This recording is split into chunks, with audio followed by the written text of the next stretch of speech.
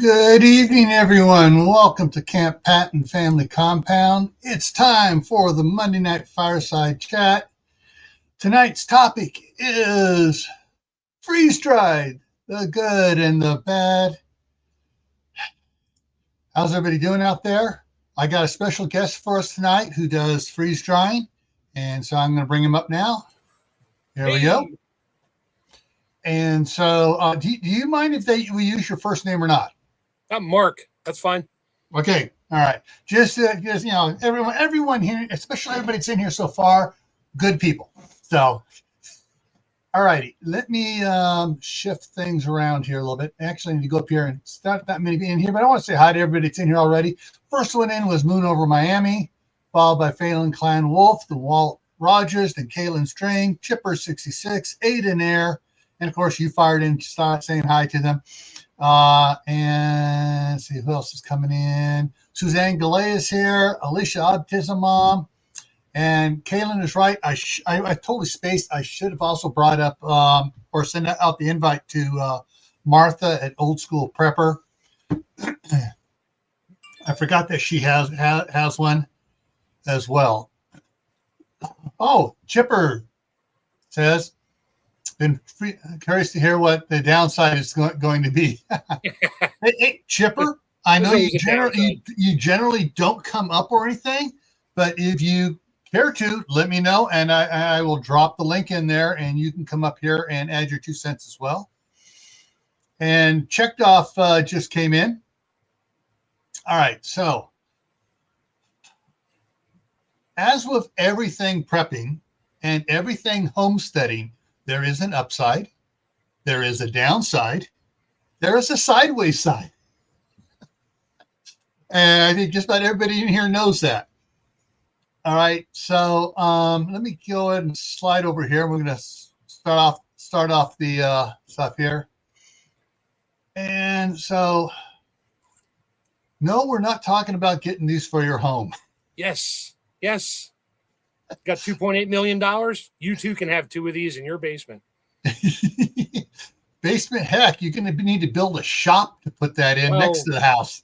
Yeah, warehouse. Yeah. I mean, you just said that just made me think. I don't know how many people here follow them, but I follow Arms Family Homestead, and they're getting in the process of finish building a huge what do I want to call it? A shop / apartment / merchandise warehouse that they're going to be doing stuff out of. And he's like, yeah, they might be able to fit one of these in there. Yeah. Hey, Shawnee Shave is in here now. Oh, and she hit a good point right there, and we're going to be talking about that too. Snacks. Yeah, dang it! I forgot to bring it in here. Oh well. All righty. So next one here. Oh yeah. Hang on. Let me make you big. There we go. Yeah, I did it once. I'll never do it again. All right. So all right. So this is a harvest right, and they, as part of their stuff, they put out all the fun stuff you can freeze dry. Strawberries and pineapple make the best freeze-dried candy, in my opinion. My wife has to slap me to keep, or take the bag away and hide it when we buy it at the farmer's market. Because I'll just sit there and munch on it all day long. And it comes in that's a different brand, but different color. And there's another Harvest White in a different color. And it's like mine. Okay. Yes. We go down to there's a farm. Someone sells it down at the farmer's market in Blackfoot. And when my wife is here, she made me promise not to go down there without her. So when she's not here, I don't go down to the one in Blackfoot, because the lady there sells freeze-dried strawberries, freeze-dried prunes, freeze-dried apricots, freeze-dried peaches, freeze-dried pineapple. And it's just like, it's like, oh, snack. All right. And I think this one, this one is bigger than one of the other ones here that I'm showing here. The white one's bigger than some of the other ones. That's the large. They come in different sizes, and they come with different accessories. And we'll get into that a little bit later here. Oh, the new ones, you got a small, medium, large, and they pretty much all come with 5 trays now, not 4, which is okay, but a little more power consumption, and you're a little bit tighter on the shelves for height of your food. Yeah. And they also come with different pumps and some other things too. So there's the option. It's just like going out and buying a car. Oh, do I want the heated bucket seats, or do I want the rear window defrosters and mirror defrosters, or what? So, all right. And so, like, there's several ways you can store the stuff once it's done. And I think that I got one more here, and we're going to be covering these things here as we go along. What exactly does a freezer dryer do? How does it work? Oh, I found a great article. I forgot to let you know about this, Mark. I got a great article on the history of freeze drying. Okay, we got costs and types. What supplies do you need? How long will my freeze dried food last? What can I and can't I freeze dry? And meal planning, MREs, inventory control. What are some of the potential issues? How you can prevent them? How do I know how much water to add to the freeze-dried stuff to reconstitute it? And can I just eat freeze-dried food dry? Candy, really? And so we're going to cover those. But before we jump into that, I want to bring up, if I can find it here, get the right one. Okay, there we go. Here we go. Back to this. History of freeze drying. This is from this, get back up here. It's the Sweet Life website, found it. And interesting, they talk about history of freeze drying. Argue groups such as Inuits, Vikings, Aztec, Buddhist monks may have been the first humans to invent the practice. However, many historians agree that the first definite instance of freeze drying began in the 1200s, practiced by the Inca people of Machu Picchu. And basically, up in the Andes, they're up there, cold temperatures, winds and stuff, and when the sun comes out, it can be scorching up there, and so that's what they started doing. Modern times, in 1890, a man named Albert Altman created a version of a freeze drying technique. Then in 1906, another man, Jacques Arnis de la, I can't even pronounce that last name, French, invented his own freeze drying technique, and he's credited being the inventor of modern freeze drying, and later went on to patent his research in the 1920s. So it took him 6 years to perfect his process, and then he did it. It wasn't until the 60s that freeze drying started to be considered for food preservation. Prior to that, it had been an option for doing medical research, freeze drying in labs and stuff. And it goes on and stuff. But here's the important part. I remember instant freeze dried instant coffee, Folgers. Her little jar of Folgers with a red lid on it. Okay, and then it goes on more stuff talks about infusers and stuff for water, freeze drying fruits and vegetables, lemons and stuff for putting in your water to give it flavored water, healthier fruit snacks, sweets, treats, and desserts. So if you guys want it, I'm going to drop this link right now. If you want to save it and go read about it later, there's the link. And now I'm going to drop this. And I wish StreamYard just hasn't made it to make that small and us big. So, so we're going to bounce back and forth from small and big. So what exactly does a freeze dryer do? How does it work? Go ahead, Mark. Like a dehydrator, it takes the water out. But the difference is freeze dryers do what's called sublimation. It takes water, because we all know there's 3 phases of water. There's frozen, there's liquid, and then there's gas. So what a freeze dryer does is takes frozen food and it skips the water part and takes it right to a gas. So that's called sublimation. So that's why the freeze dryer freezes it, dries it. So first it's frozen, usually at about -10 to -40, puts a vacuum on it, brings it down to negative, well, not negative, about anywhere from about 100 torr to 250, 300. Torr is a more accurate measurement of vacuum and pressure. Hold on, I'm trying to get my phone to cooperate here. There we go. So you freeze the food, you put it in a chamber, it puts a vacuum on it, and then it starts heating the trays up. So when the frozen moisture in your food starts to get to what normally would be a temperature to turn back to water, the vacuum turns it right to a gas, and that gas actually is water vapor, and it'll freeze to the side of your drum in the freeze dryer. So when you're done with a freeze dry batch, you always have a thick sheet of ice on the side, depending on the water content. So that's the basics on how it works. Yeah, anything else on that one? Okay, I guess that covers that pretty much. The next other one is costs and types. So Harvest Right is like pretty much the mainstay right now. There's a couple other brands that are just up and coming. I haven't seen much about it, except they're trying to push into the business. I've heard some good things, not really heard bad things, but I haven't heard much. So the names I don't know off the top of my head. Harvest Right's been around for a while, and they've upgraded their software, which every time they upgrade the software, they add new items and that to it, things you can do, candy mode, all that. But I had one issue with mine when I first bought it. About 3 months in, the relay board went bad, so the heater relay wouldn't work. So it just sat there with a vacuum and frozen and a clicking sound. And my warranty covered it. I put the part in myself. You have to take half the freeze dryer apart to get to a little computer board, but they sent it out, and I sent them pictures of what I was doing, sent it back. And that now I haven't had a problem, but apparently it was more of a software issue than it was a hardware issue. So I kept my old board because I upgraded the software. Yeah.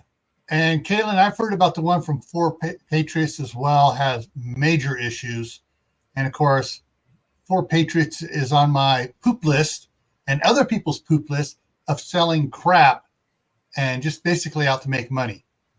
And they for most of their products, and so so that's one I can definitely say don't get. But there are a couple other ones out there. I've seen ads for them. I've seen a few videos for them, and generally, I can't remember the name of there is another one that has not almost as much problems as the Four Patriots one does. But there are a couple others out there that are they are working hard to not be in that lower echelon of stupidity. Yeah, they're trying to do cheap. Now the cost, which I forgot to address, mine was $2,300. I picked it up locally at one of my Mennonite stores up here north of me. They had it in stock, and they put it in a truck, made sure it was ready to go. So it was $2,300. Came with the freeze dryer, the impulse sealer, which if anybody watches some of the videos and that from Harvest Right, they tell you what you get. You get some bags, you get some oxygen absorbers, you get the trays.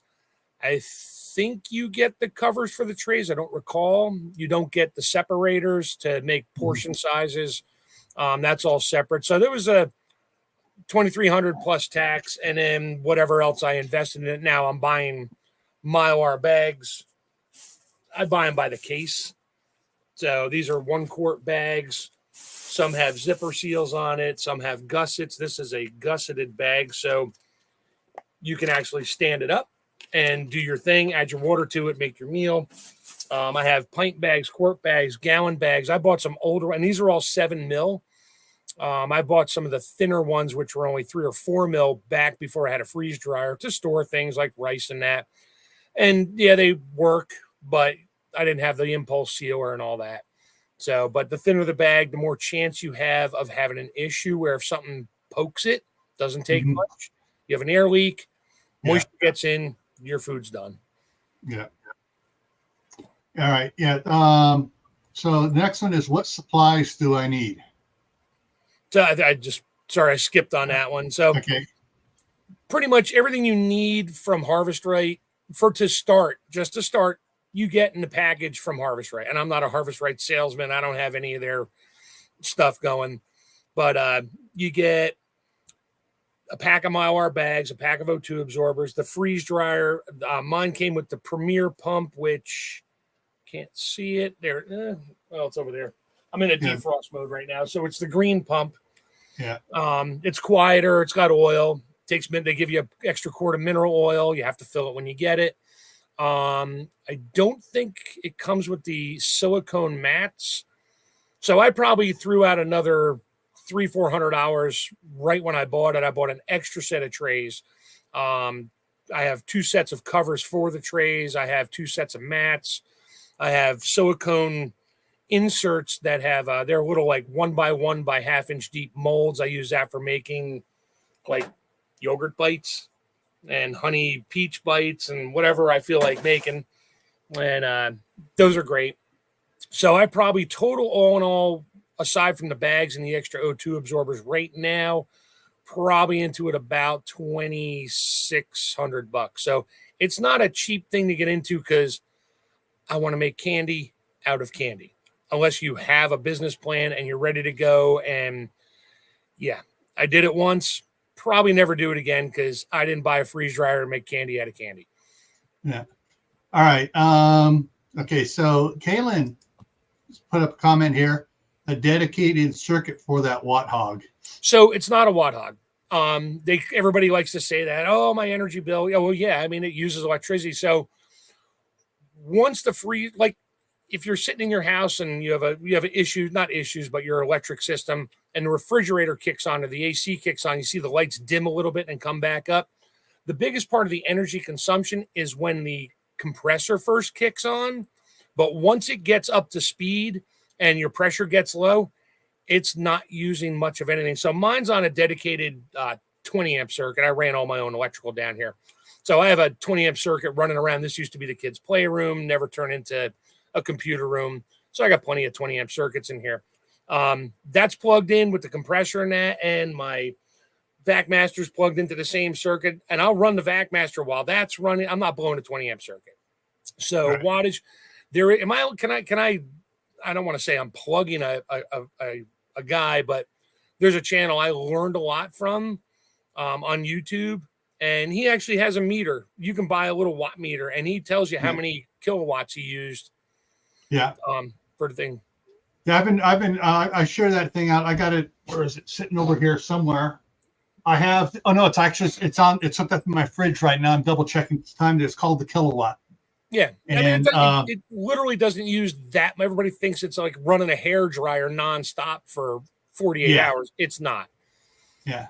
So yeah, your electrical motors, when they kick up, they have a surge on them, and I mean that's why you want people get a battery, a power station, or I hate saying it because it's not a solar generator. It's not a generator. It's a power station. And then it has the inverter on it, and the inverters you can get straight for different things. It'll say 2,000 watt continuous, 3,000 watt surge, and it's to handle that electric motor starting up. Chipper just said he costs him about $250 a load, and a load can run you anywhere from 24 to 48 hours. Yeah. Depending on the water content and all that. So it's not that bad. It's the original cost of the freeze dryer. That's your investment. But then your real investment is preserving your food. Yeah. Now, interesting thing about power consumption here too. I have a friend down the street. Pros. I have a friend, Bill Gilmore, down the street here a ways. He has Minuteman Prep is his channel, and he's running his freeze dryer unit off his solar panels. Yeah, and he has his power stations there and stuff, and he ran it, and he goes, he was showing the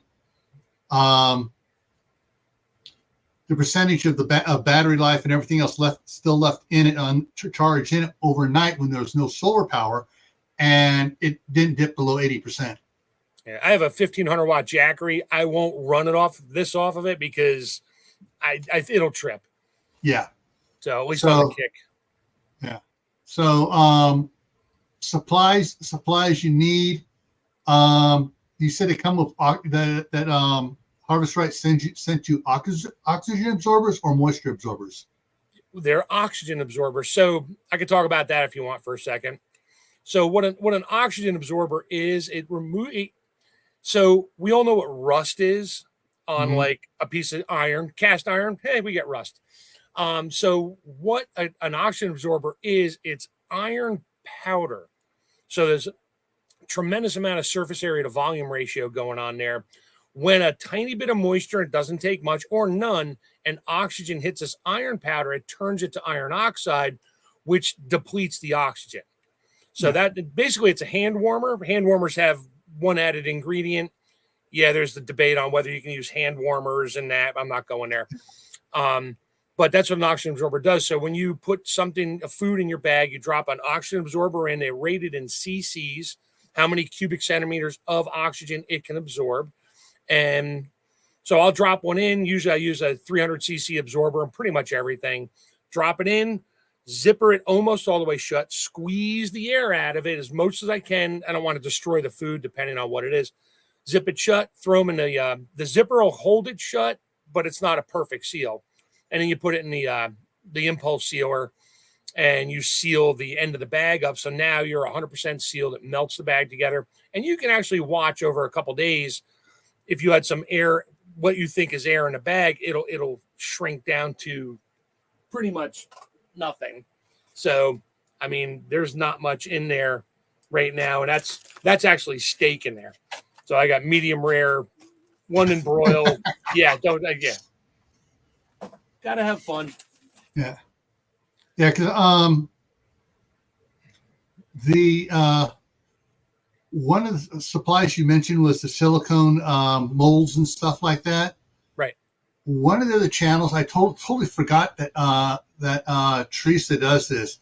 Stringfield Ridge Farm was showing stuff she does, and she was sharing all the different silicone tray mats and stuff and everything else that you can get for dehydrators and freeze dryers. Right.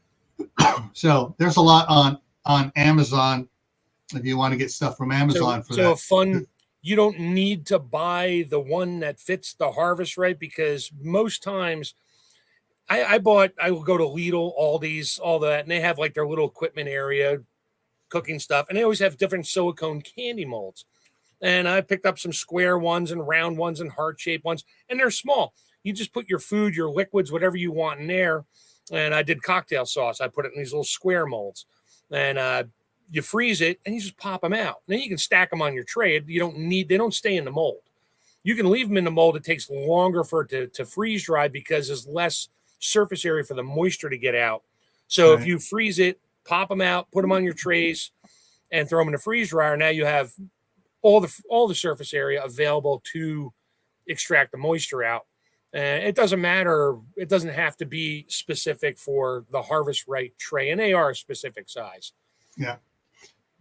Okay, next one here. And this is probably the big question for people. How long will my freeze-dried food last? So there's a caveat there.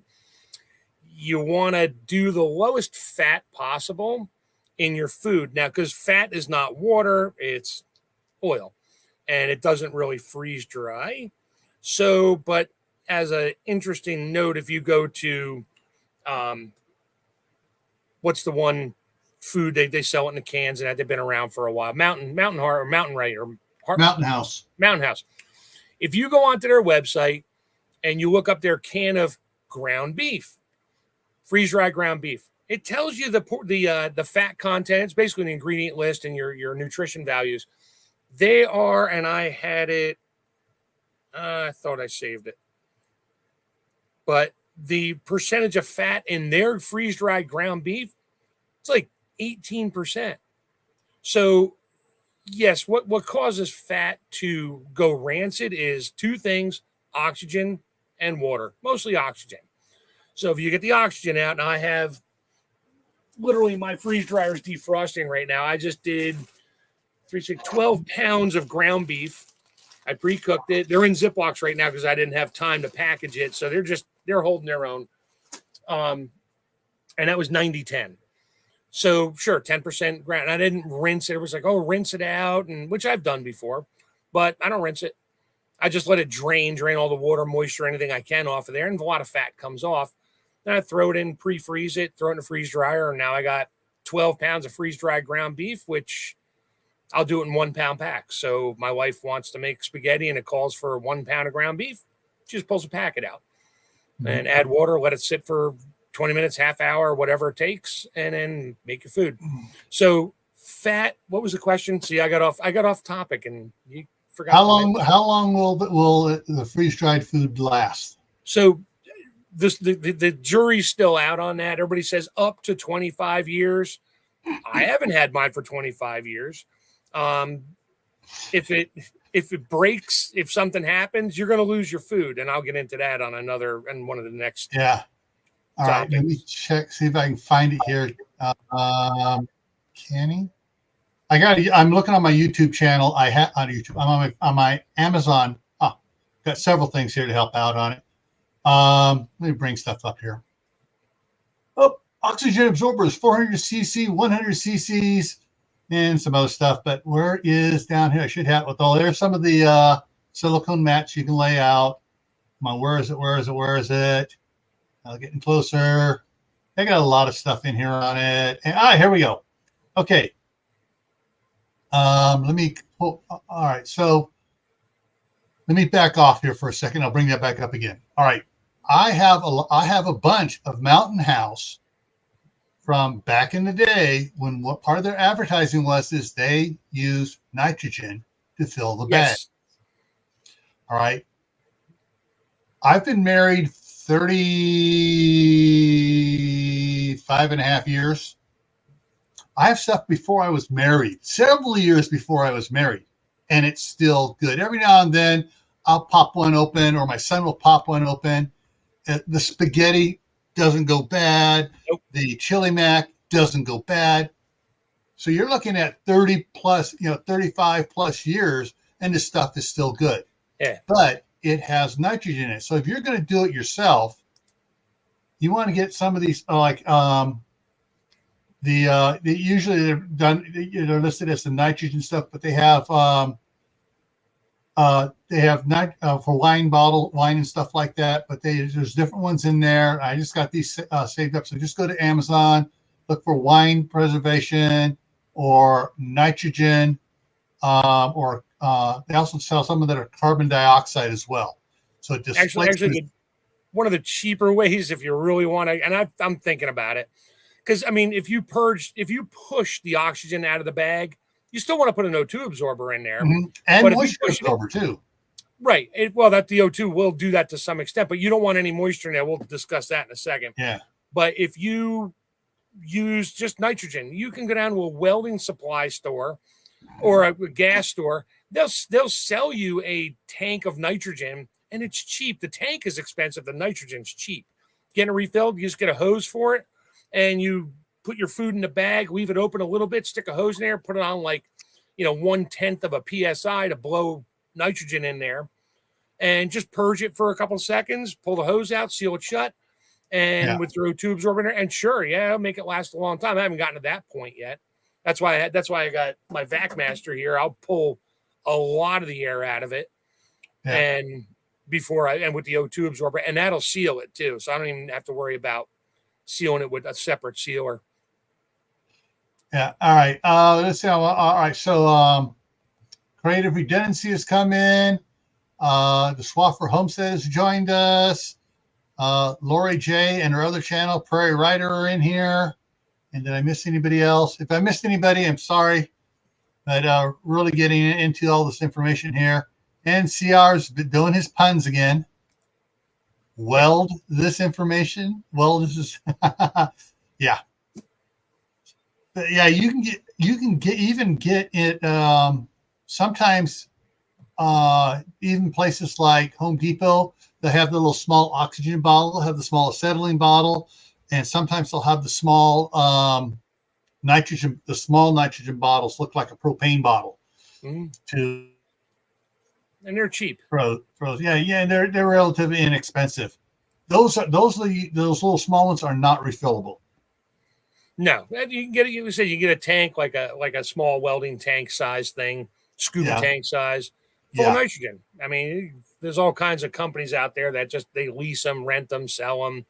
Yeah. But yeah, so that's a good thing on that. Yeah. If you shove nitrogen in there, you will make it last a whole lot longer. Mm-hmm. Yeah. So you have your bag. You tip the bag at an angle. So you have one low point. That's where you run your hose to. And you fill it from the bottom up, and then have your oxygen absorber in there already, and a moisture absorber if you're in the south where it gets humidity. So you don't, so the humidity in the air doesn't seep back in, and then you just seal that up there. And yeah, like I said, Mountain House is commercially done, and theirs has lasted 35 years. There was a company called Sam Andy that ran out of business because a new startup got a lot more financial money behind it and better marketing, and put just overloaded them and put them out of business. But I have a bunch of Sam Andy stuff from 1971. 1971. It's still good. The banana chips, the peas, the peaches, all that stuff is still good. About every 5 years, we crack open one of the cans. My parents bought a year's supply of food from Sam Andy, and my wife and I go through it. Now, the only thing we found out that doesn't store good is flour. Flour without oxygen, it does strange thing. That and sugar. Yeah. Now the sugar's done fine. The baking soda's done fine. That stuff is done fine. But the flour reacted once the wheat is ground up. They tried freeze drying and stuff. Well, it reacts with the can and the can liner. But freeze dried food can last a very long time. Mm-hmm. All right. So next one here. The other question: what can I and can't I freeze dry? So you can't freeze dry butter. It doesn't work like that. You're better off making ghee and canning it in a jar. You're fine. The lower the fat content, the better. I said Mountain House. I found it here. It says Mountain House freeze dried ground beef, 37 gram portion has 15 grams of fat. So there is fat in there, but oxygen is your enemy with that. They use commercial grain machines, inject nitrogen. I got all that down. So I freeze dry cheese.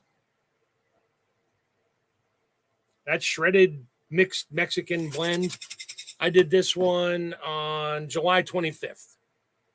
So cheese is its own thing because the fat is actually encapsulated in a protein if it's not melted. So the fat is not exposed to the oxygen or anything like that. That's another story. I do one of my favorite ones for my wife. So if you can guess what that is, this is sweet potatoes. So I roast sweet potatoes, cool them down, scoop it out, put it in a bowl, mix it up, freeze dry it. When they come out, I put them in a Ziploc bag, and I just do the weight measurements you can see on my board. Where is it? Up there. Can't get my camera straight here. Those are my weights. I'll weigh it out. I'll get into that in a second. So when it stops losing moisture weight, it comes out, goes in a bag, and I will hit it with a rolling pin, turn it to a powder. So now she can take a couple spoons. She can open a jar, put a couple spoonfuls of roasted sweet potato powder. It's already cooked in a bowl, add some hot water to it. And she's got the creamiest sweet potatoes you've ever had. And I do that with cauliflower. I'll cook it. I'll boil it till it's just cooked and soft, freeze dry it, turn it into cauliflower powder. She loves her mashed cauliflower. So I do that for her. Frozen, excuse me, where is it? There we go. So something else that's orange. Any idea what you think that is? It's raw eggs. Eggs. So not cooked. Everybody's like, oh, freeze-dried scrambled eggs, they're grainy. Oh, yeah, they are. They're terrible because they cook it, then they freeze dry it. So it just crumbles. It's just the flavor's okay. Texture's terrible. I'll take raw eggs and run through a strainer, get the shells out, pre-freeze them, throw them in a freeze dryer, a dozen in a tray. And when it comes out, I run a rolling pin over it in a Ziploc bag, turn it to a powder, put it in a jar. So 2 tablespoons of egg powder, which is just raw eggs. You got to treat it as raw eggs too. I mean, it's raw. Once it gets wet, you're back to raw egg handling food again. But yeah, add water to it, let it sit for 5, 10, 15 minutes, however long it takes, because the fat in there takes a little bit longer to rehydrate. I throw it in a pan. I make scrambled eggs, omelets. You wouldn't know the difference. So you could also add it to like cake mixes, pancake mix. Yeah.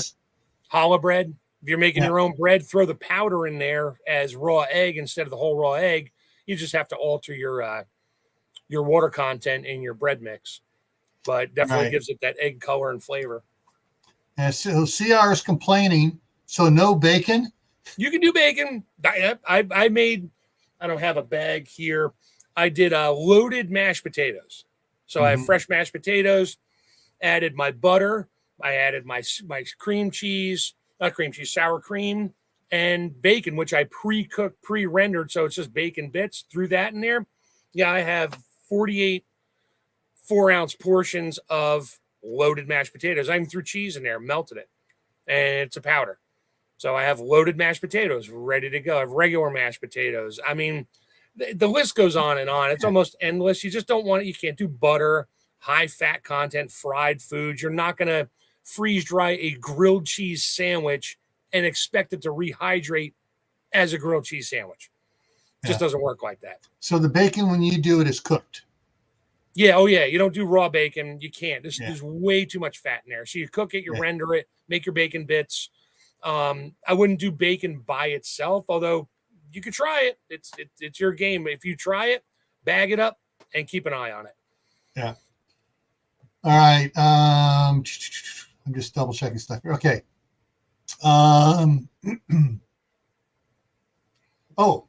So one of the things one of the boys in my scout troop saw the Mountain House freeze-dried ice cream sandwich. I've done them. They're good. They're good. You get a good quality. I did Klondike ice cream sandwiches. I won't use those cheap, the ones you buy at Sam's Club in a 36 pack made by some random company. Yeah. But no, I do that. I cut them into small pieces, and those are snacks. And I don't know if one of my friends is watching right now, and Jimmy, I brought a bunch of snacks to one of our meetings, and I brought ice cream. I brought freeze-dried ice cream. I brought apples, pears, pineapple, all kinds of stuff. I do apple fritters from my local Amish market, and I'll cut them into pieces, freeze dry them, and they're the best breakfast snack with coffee that you can have. But yeah, ice cream, sure. I don't do a lot of it. I did ice cream cones, the little mini ice cream cones. I did some of those. I haven't really eaten them yet, but they were on sale, so I bought them and freeze dried them. Yeah. So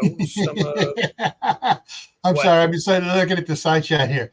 All right, yes. so CR is getting hungry as we go along. Oh, sorry. CR, you should have known. You know, whenever we talk food on Mondays, you need to eat before the live stream, CR. And Kaylin says, don't forget to save the rendered bacon fat. Of course, that goes in the jar. Make a candle. Yeah. So I get a lot of fresh vegetables on sale. So I do leeks. That's from 12 of 22. So that was one of my semi first batches. But I put these in canning jars, and I put my adapter on there for my to suck the air out. So, but they're raw leeks. I didn't cook them, didn't blanch them, so they're raw. So when I do soups and that, I'll throw them right in the soup. But never try to rehydrate something with fat. You're not going to make it juicy or tender. When you freeze dry, you took the water out. Now it's hungry for water. So if you're going to eat, like if I put a handful of these in my mouth, yeah, it'd be raw onions, but it would suck the moisture out of my head. because it needs moisture again. Then you won't taste it right away, but as soon as it starts to rehydrate with your saliva, whatever, it'll taste like an onion, but it'll suck a lot of the moisture out, because that's the one thing with humidity, and especially humidity. My house down in the basement down here is I have a heat pump. So it's basically a giant dehumidifier, which we always fight because our house is kind of dry. And our humidity down in the basement down here is generally about 25 to 35%, which is really low. Yeah. I don't have problems with mold and that. So when you take food out of the freeze dryer, you got to be relatively quick to get it packed up. If you're doing it in a garage and it's summertime and it's like 80, 90% humidity, you better be fast. Because any humidity in the air will start to reabsorb back into your food. And that's one of the downfalls. And I don't know if that we passed that, or I'll just bring it up now. When I freeze dry, and I learned this from another channel who doesn't have a lot of followers, I'm not going to say who he is. He's kind of redundant, but I learned. I don't watch to follow exactly what they do. I watch things to learn. So my biggest friend when I freeze dry is this. It's a scale. So what I do when I put my freeze dryer, and you can sort of see on the board right there, when I first put stuff in, like that was my ground beef, I put the opening weights. Really no need to. I just like to know where I start. So I had anywhere from 1,577 to 1,643 grams per tray. Now, after about 14 or 16 hours, when the machine says it's done, this is one of the downfalls with people failing with freeze drying. The machine says it's done. Uh-oh. Any moisture spots. You froze there for a minute. Did I freeze? Okay. So when your freeze dryer is done, everybody thinks, oh, it's done. You check for cold spots. That's what Harvest Right tells you, which is not a bad thing. And then, people tell you, go get a moisture meter. Yeah, I got one. I stopped using it. Get a heat gun to look for cold spots, look for moisture spots. No. Freeze dryers literally take out water. So when I pull a tray out, I weigh it and I put it back. I don't care if the machine says it's done or not. Not that I don't trust computers, but, throw it back in for another 2 hours. Or if I'm going to bed, I'll just push it out for another 8 hours so it's still going when I get up in the morning. Pull it out, weigh it again. Oh, guess what? It lost 20 grams of water. Well, how much is 20 grams of water? That's like a tablespoon of water. So if it lost weight, it goes back in for another 2 hours, or 4 or 6 if I'm going to work. And when I come back, and today, so my one tray went from 1,593, and in 22 hours, it went to 1,034 grams. Then 6 hours later, it was 1,030, 1,029, and then 1,029. Now, the second time I pull it out, it lost no weight. There's no water left in there. That's the biggest downfall, is people putting food. And I've lost probably, I'd say $150, $200 worth of food, because I believed the machine, didn't feel a cold spot, threw it in a bag. And then I went back rerunning my inventory and organizing. I pulled a bag of pre-cooked shrimp, little shrimp cocktail shrimp, pulled them out. I'm like, why is the bag squishy?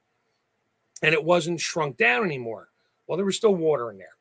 And 1 gram of water is about 1/4 to 1/3 of a teaspoon of water. Doesn't sound like much, but that'll kill your food. So I use a scale. I only learned that from one channel, and I've chatted with them a bunch of times about it. And it's the best thing I ever learned. My moisture meter now is out in the garage with my woodworking projects. My heat gun now lives on the porch, and my dog chases it, the laser beam, like a cat. So I don't even use it anymore. It's not worth my time. Yeah. So weight is everything. It's water. Water weighs something. You pull it all out, you're good to go. And that's one of the biggest pitfalls, is like, oh, it said 25 years.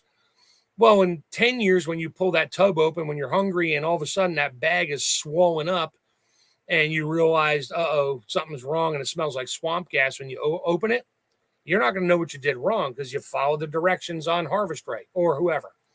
Yeah. So that's my biggest tip of the day, is get a scale, do it in grams, keep putting it back in. It's worth the extra few hours to make sure that you got 100% of the water out.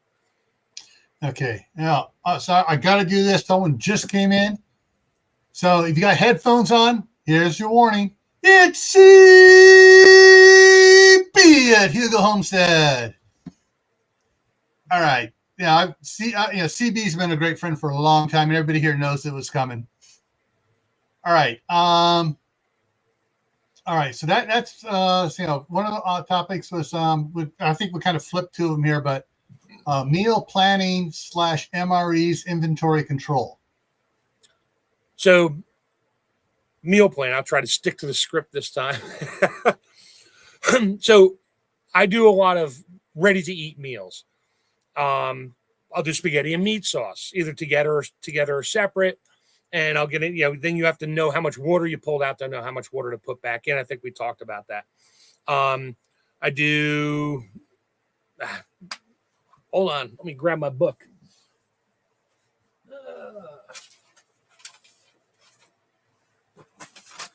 So I'm up to, I don't want to say what bin number I'm up to right now, but you can see some tubs right there.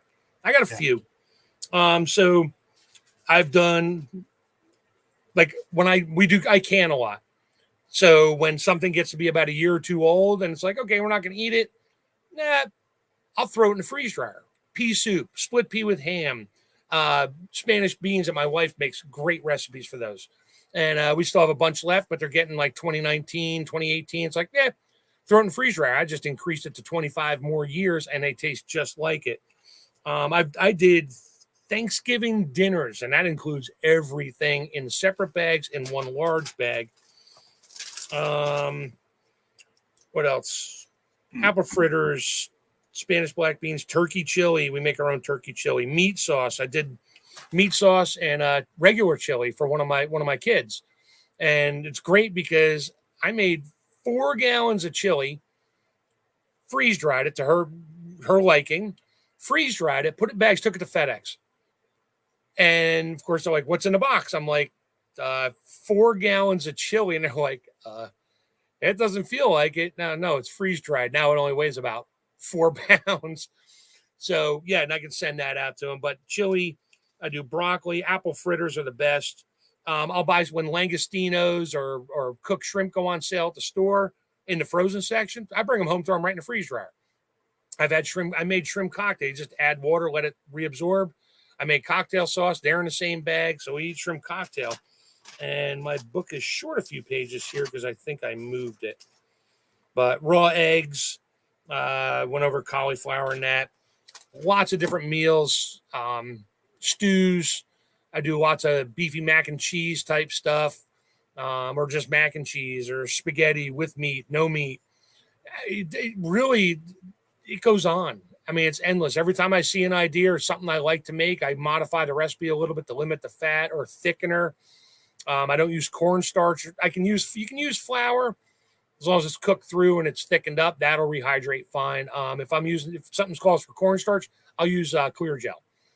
Clear gel will hold up to the freeze drying and then rehydrate. It'd be a little bit thinner, but cornstarch just vaporizes and turns back to water. So it's kind of pointless to use cornstarch. That's for a lot of soups and stews and that. But yeah, it just goes on and on and on. And every time I turn around, I'm thinking of something else to do. I have a lead with a friend of mine at a restaurant through one of his food vendors who has specials all the time. And I just picked up 40 pounds of 90-10 ground beef for $2.75 a pound. Oof. So yeah, oof. Yeah. A lot of mad friends at me right now. Question when you're talking about meat, the ground beef, you want to cook it first. Sure. You don't have to. Don't have to. Okay, you don't have to. Steaks, pork chops, stuff like that. Do you got to cook it first, or no? You don't have to. But the thing is, when you freeze dry, you just pulled all the water out. So that raw pork chop. But now you want to make sure you have a good center cut loin and trim all the extra fat off because fat doesn't freeze dry. Right. You freeze dry it. Now it feels like a piece of styrofoam. Smells like styrofoam. It doesn't even smell because there's no moisture left in it. So it just feels like styrofoam. When you rehydrate it, now with meat, if you do a steak or something like that, when you rehydrate, it doesn't matter how much water you put back into it or put in a pot or a bowl because it's only going to absorb what it needs. Now with like beef, it was a nice raw red steak. When you rehydrate it, the blood does different things. So it won't look like a steak. It'll taste just like you did it, like when it was fresh, but it doesn't look anything like it because the blood, the blood cells, I forget what not albumin. Hemoglobin or whatever. Yeah, the hemoglobin now, because it loses all its water and it kind of contracts into certain areas. And when you rehydrate it, it stays there. So it doesn't sublimate back out into the meat or whatever. So it doesn't look like a steak, but it definitely better than what? Takwuga? Yeah. Better than hardtack. Oh, yeah. I don't think raw beef freeze dry, I don't think you want to eat it. I mean, I guess steak tartare would bring on a whole new level of survival. Yeah. Yeah. But with beef and I cook a lot. I sous vide steaks, and I'll take a quick one here, run upstairs and go grab it. I forgot to bring it down, but that's what's in these bags here. But I have one I did in the clear bag so you can see it. But I sous vide steak at 130 degrees for 6 hours. And it was a nice lean cut of top round, London broil, which I bought those cheap too. I'm not going to get into that right now. But I sous vide it, and then I froze it. I've sliced it thin, pre-froze it through in the freeze dryer. So now I have rare steak seasoned. Just throw some water on it, let it pull the water back in, and I eat it cold on a sandwich. You could warm it up. Sous vide is its own game changer there too. Cool. All right. Next line here was what are some potential issues and how can you avoid them? You talked about some of those already. Yeah. Are there any other potential issues that you haven't talked about yet? Thin bags that aren't really thick enough. Now, the ones you get from Harvest Right, they're thick. They're 7 mil bags with their little Harvest Right name on it. You want to stick, if you're doing something that's crunchy, like ground beef and that, and you don't think, you can hear it, you don't think it's sharp, but they're kind of sharp. So when you pull all the air out of that Mylar bag, if it's too thin, it'll actually put a micro hole in the side of your bag. So when I do things, I learned on another way back when, I freeze dry stuff. Oh yeah, it may go in a tub. I don't label it. I don't number it. I'll label the food, but I'll pull it out before it goes into my inventory. I'll check it in a couple weeks and then a month before it goes into the full inventory. Because if one of those bags got a little micro hole in it, it'll start to puff back up. At that point, I haven't lost the food yet. I'll throw it in another bag and do it again. If it goes too long, like 6-8 months, like my shrimp did, and sweet potatoes, there was too much water in one of them. That's the downfall. There was water, period. That'll spoil your food. And then a micro hole in your Mylar bags. You want good quality Mylar bags. Don't go to Amazon to find the cheapest ones you can because you get what you pay for. I forget who I got these from. Whatever. I have an account with them, but the one case I have of the 1 quart gusseted bags, the case, it's like 500 bags. And I bought enough O2 absorbers to go with that. So there's a cost value there, but my savings is in my food in 1, 2, 3, 5, 8 years when I spent not much and I still have the food. Okay. Before I go on to your next line here, you just made me think of something.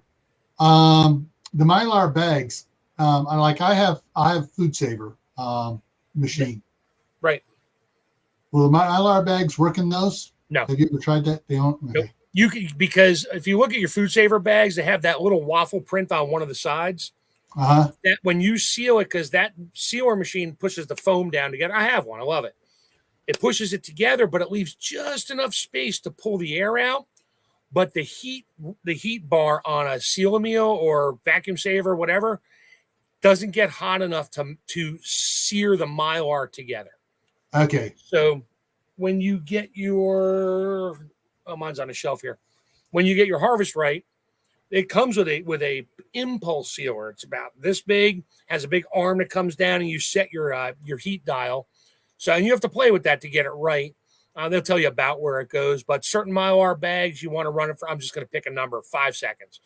Mm-hmm. Thinner Mylar bags, like 2 seconds, because if you do it too long on a thin bag, top Mylar. If you run it too long on a thin bag, it'll actually burn it. It'll melt it. And if you don't run it long enough, it doesn't seal all the way, so you don't get as good seal, and you won't know that until you're camping. and realize your food went bad before you got there. Yeah.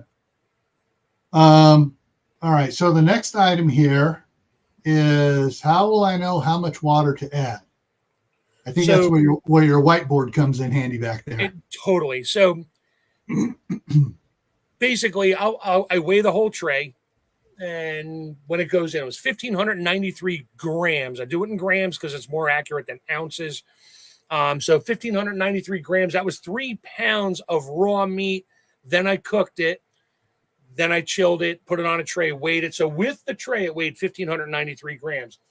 When it was done, it weighed 1,029. So I lost 564 grams of water. So I'll convert that into ounces, which will just go on one of my favorite websites is the gram to ounce conversion. And I'll figure out how many ounces that is. Now, American system, like the metric system, a liter of water weighs a kilogram.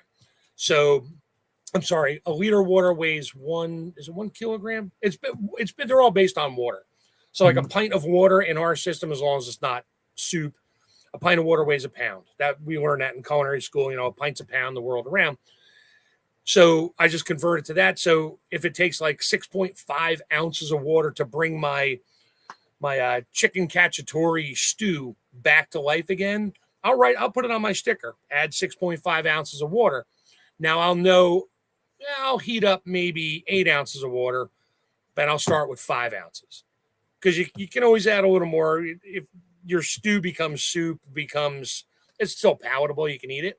But that's how it's basic math on that, and that's where my scale comes in. Some things I don't worry about how much water, because it's only going to take in what it needs, like ground beef, shrimp, steak, stuff like that. But when you have a MRE ready to go, you want to pretty much know how much to add. So this was I made garlic mashed potatoes. And I think you can see that. Yeah. So, okay. Add 6 to 6.5 ounces of water. Yep. And it's 8 ounces when it's done. So right now it weighs with the bag.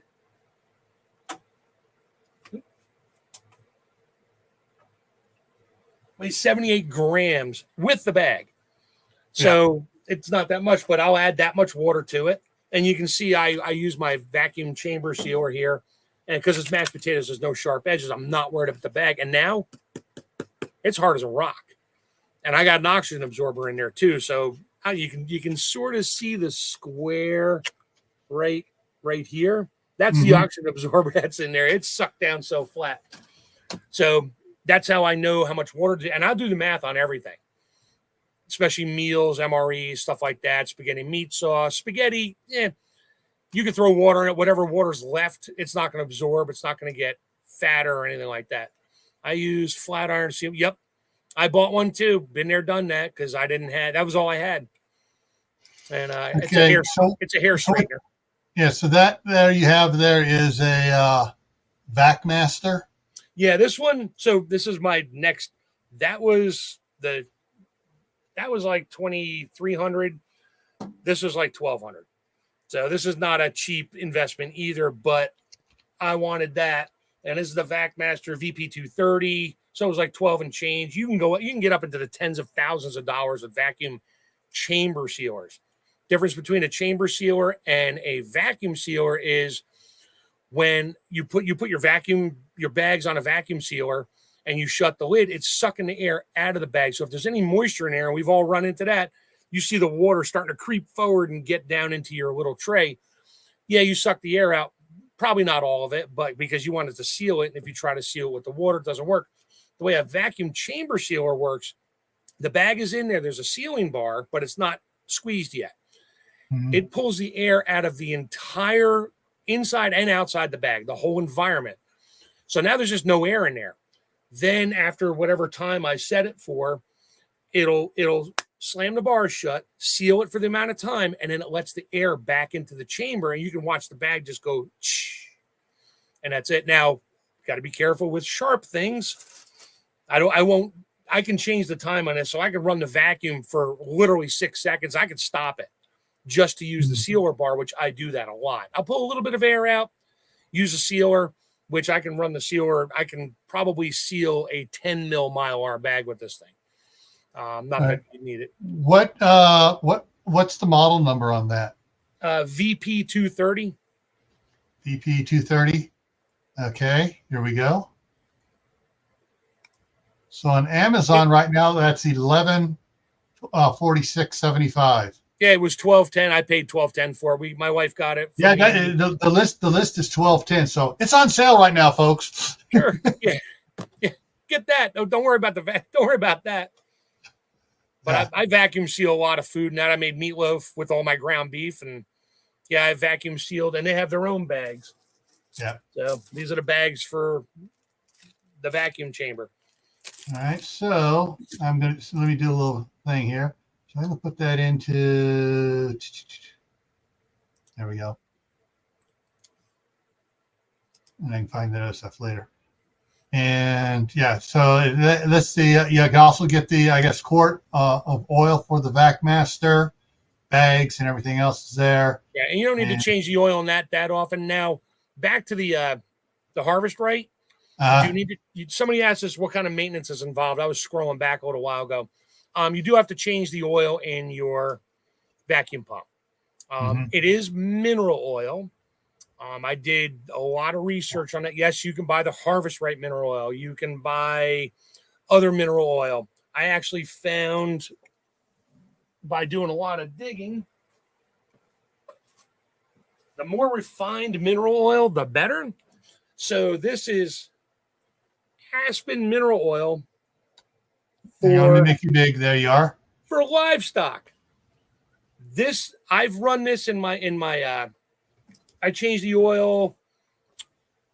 I got to put hours on this one. So probably 15 loads at about 36 hours each. So do the math on that.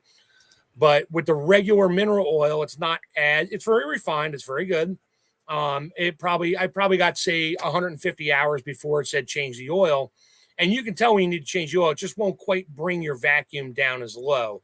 Well, I put this stuff in there. I picked it up at the farm store. It's cheaper than the other mineral oil, and it's more refined because it's meant for animals and consumption. And it's been running great. I watched my vacuum drop down into the 125 range, which I've never seen before, and that's just because of the oil. So, and I'm out of warranty at this point anyway. So if anything happens, it's all my fault. And so, because here's one of the things I found. Throw it up here on Amazon. So this is Ultra Pro food grade mineral oil, and this is $30 for a 1 gallon container. And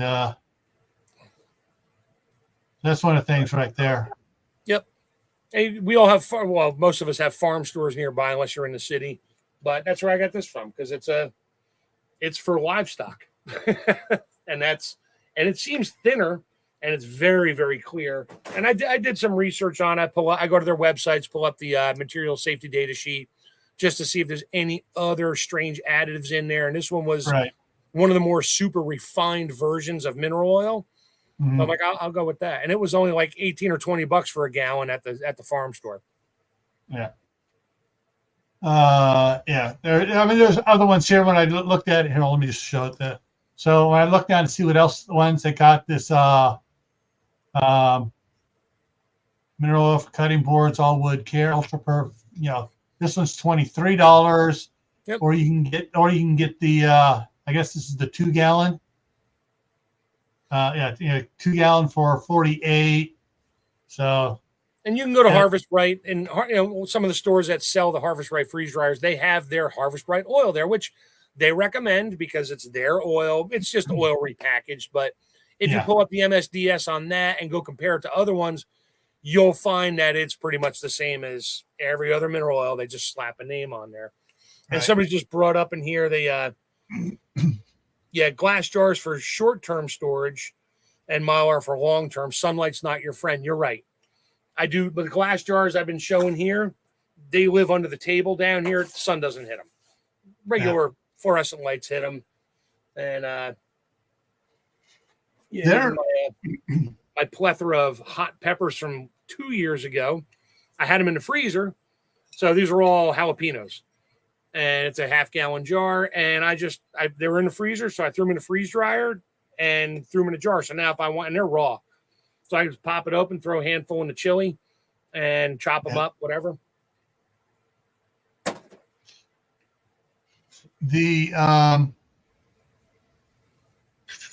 Sorry, I just had I was thinking of something and I just had, I looked at the side chat and we got a break. Okay.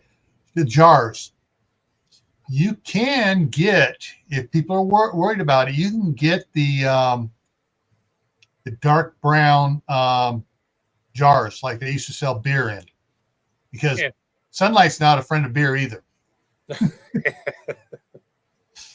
But you can get the pints, you get pints, pint and a half, and quart, the brown jars, to do the, to put in there, to put the stuff in. And you put your vacuum sealer, attachment for the food saver on it there to, get them tight too. And that will extend the life a little bit longer in the jar without having to put it in the Mylar. And put an O2 absorber in there. And I put bigger O2 absorbers in there so I can open it a bunch of times and it'll still pull the oxygen back out. Anything I put on the counter in the kitchen that we're using, it'll get used in a short period of time. So I'm not worried about sunlight. A lot of my tubs around here have probably, I'd say, I got about 8 or 10 dozen eggs in there in pint and a half jars. And they're in a tub. So there's no light in there. I'm not worried about it at all. They're sealed up. When it comes out, it gets used. Yeah. Okay, let's see. The next one is, can I just eat the freeze-dried food? Yep. Unless it's raw. You may not want to do that. So like I can take my ground beef right here and I can just start eating it. It has all the nutritional value in there. It has no water. So unless you got a good water with you, cup of coffee, something, sure, all the nutrition is still there. There's just no water in it. So yeah, in a pinch, if you're hungry, as long as you're not dying of thirst, 3 days without water. If you have no water and you're getting dehydrated, I don't think it'd be a good idea to start eating freeze-dried food, because it may taste good, but that'll be one of the last things you ever taste. Yeah, it's going to expedite the dehydration process. Yes. So no, you don't have to. It looked like Chipper got a commercial. What jar of chilies might be enough for one bowl? What? That jar of chilies might be enough for one bowl of chili? Yeah, sure, Caitlin. That's how big your chili bowl is. That's a lot of jalapenos in there. All right. Last item on the list here was candy. Really? Yeah. Well, like I said in the beginning, and I didn't want to bring it up, but a friend of mine, he might be watching, Big Jimmy. I got him hooked, but his kids love the freeze-dried gummy worms, but also they got hooked on apples, cucumbers, zucchini, freeze-dried zucchini, unlike dehydrated. You ever dehydrate a zucchini? It turns to nothing. You freeze-dry zucchini, it still looks like a zucchini. Put a little cinnamon on there. They're like great chips. So yeah, candy. Yeah, I did. These were gummy bears, and they're now as big as golf balls. And I just did it because I had space in the freeze dryer one day. I'm like, sure, I'll give it a shot. Threw it in there, turned like that. Yes, I see people do Skittles, and I have nothing against it. I'm just not a candy guy. So I'll do like brownies. I'll buy the little brownie bites and cut them up and freeze dry them. Those are great with coffee or, milk in the evening, and a great snack. Take them camping. Somebody just posted something you flashed up there. I missed that. The only things we don't rehydrate is fruit and oatmeal bars. Right. I do yogurt. I do yogurt bars, fruit. Now, so fun fact, if you're into this sort of thing, my mother-in-law got hooked on it. Rest her soul. She loved my freeze-dried apples and peaches in a highball. She would drop it in there and it would rehydrate with the alcohol. So she stopped drinking. Well, it's not that she drank that much. She had a shot and a half every night before. Anyway, she would rehydrate that and just sit there with a fork and just slowly eat it because it rehydrated with the alcohol. The flavor was amazing, but fun if you're into mixed drinks, cocktails and stuff for parties and that. Sure. You could do that. I don't, but I love eating the apples and that. I'll put cinnamon on them before I freeze dry them. So I got cinnamon apples, regular apples. I got more fruit stands nearby that sell me bushels of apples cheap. Jalapeno peppers cheap. And when the season starts to wind down, they're just trying to get rid of it. I'll go in and buy 2 bushels of apples. Go home. Sometimes I peel them. Sometimes I don't. I just wash them really well. You just made me think of something. Have you tried doing applesauce? Not yet. I have plenty to freeze dry because my canned applesauce is from 2018. So I've done my own pineapple. Yeah.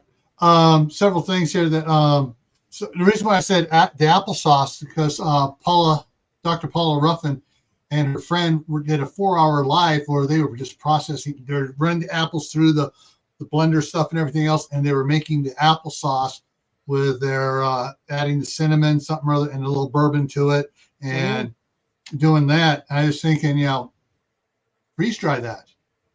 Yeah, forget the bourbon. Make little, use your silicone things. Freeze up your blocks like your yogurt.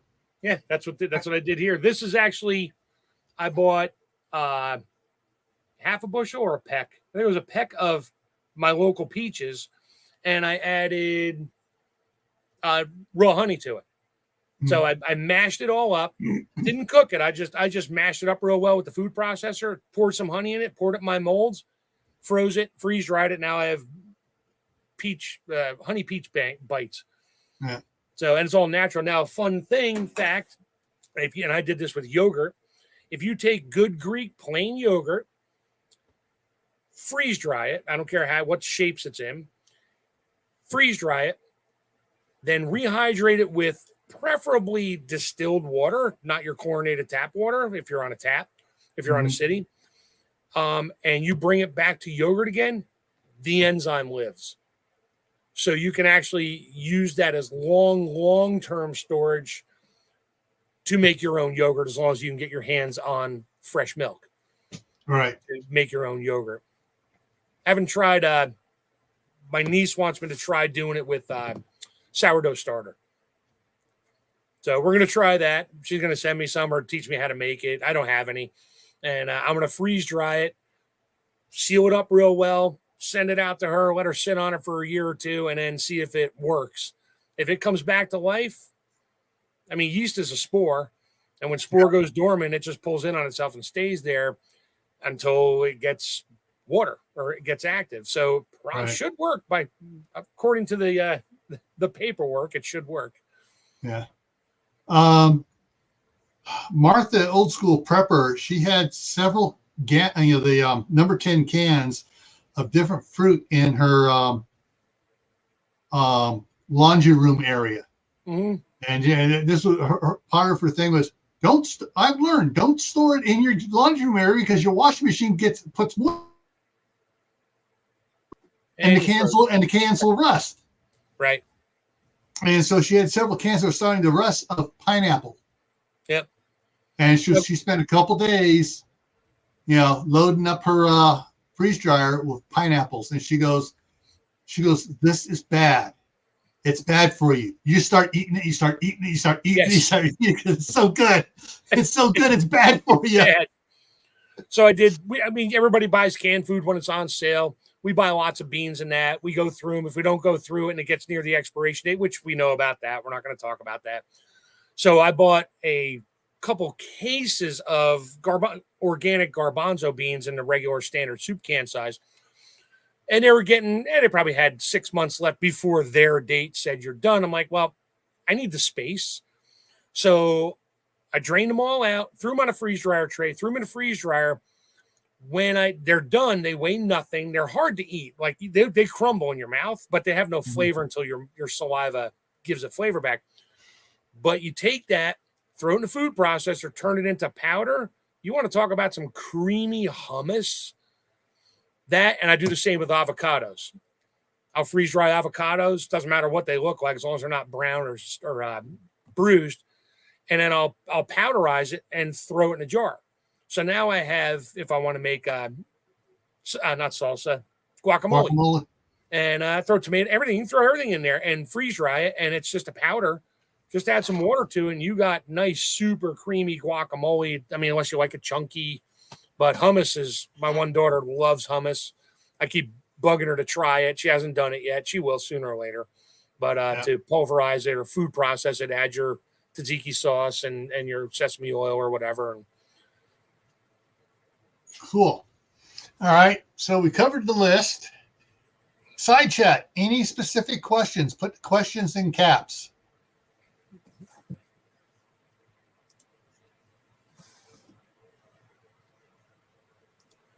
There we go. See if we get any comments here. Well, Chipper66 says, I'm experimenting with freeze-dried seeds. I want to see if they germinate. They should. I think M.I. Gardner, one of those guys, talked about it. Not sure what the shelf life is on it, but if anything with seeds, I'll put them in my chamber seal or suck all the air out of it so there's no moisture in there, and throw a desiccant pack in there just to keep the moisture off them. That usually gives them an extra couple years. Okay, so who's hungry now? Kaylin says sesame paste or ground sesame seeds. CR, who's hungry now? Yeah. So I don't see any questions coming in. Well, thank you, Mark, for coming up here, and no problem. Love it. Hope to bring you back up some other time soon when I got Tammy up here and stuff. When talking about the food storage stuff and everything else. I appreciate it. Coming up here tomorrow night on Gray Man Prepping is a topic that was recommended by Uncle Al at Die Bullfrog 79. You're going to an evacuation center. Do's and don'ts. A lot of it's going to be common sense, and some of it's going to be not so much common sense. Over on then Thursday night is the midnight ride. Friday back here on Camppatton Family Compound is it's Groundhog Day, so we're going to talk about things that repeat and repeat and repeat. So we're just going to it's going to be kind of an open chat thing on Friday. Survival Saturday on Gray Man Prepping. The topic is carbon monoxide, and that was suggested by Suzanne Goulet, and she's got several things in there about talking about carbon monoxide in your home and poison and stuff like that. And hopefully we'll get some of the doctors in here on that one for Saturday. Next Monday is canning soups, not the dry powder stuff like we had been talking about before, but actually canning in the jars, the different soups. And holy mackerel, that's something, that's something to consider about for freeze drying too. Get your soups all made, put it in there and freeze dry it and turn it into a powder. And so if you got your instant, we're gonna bring you back up, Mark. So yeah. Freeze dry. Have you done freeze dried soups yet? Yeah. So I did. I canned 2019, probably did 60 pints of split pea and ham. Cool. And we were eating it, but you don't eat so much. I'm like, the flavor's still good, but I don't want it to degrade in the jars any longer. So I freeze dried it. Now my wife can take it to work with her in a jar if she wants, or in a bag, and I'll put it in a pint jar for her. She can just fill it up with hot water off the coffee maker, and she's got split pea soup. I mean, it's great. And split pea soup, because it's very powdery when it's dry. Right. Yeah. It rehydrates really quick. Little bits of ham is fine. There's hardly any fat in there. There's potatoes in there. I mean, all the good stuff. Right. Okay. So like on next Monday with Tammy here, we'll also find out about her grandchild. Waiting for that. Yeah. And so we'll be talking about canned soups next Monday. All right, everyone. So here's another option to you to add to your either your homesteading or your prepping or both, to give you a little edge against the prices at the supermarket. It's a hedge against inflation. Yeah. And especially if you can make your own stuff, that helps you out even more. Yeah, it's my food. I froze dry it. In 10 years, I'm going to open it up and add water to it, and it's my food. Yeah. All right, everyone. Thanks for coming by, and Thanks, Gil. we'll hopefully see you tomorrow night over on Gray Man Prepping, people. All right, take care.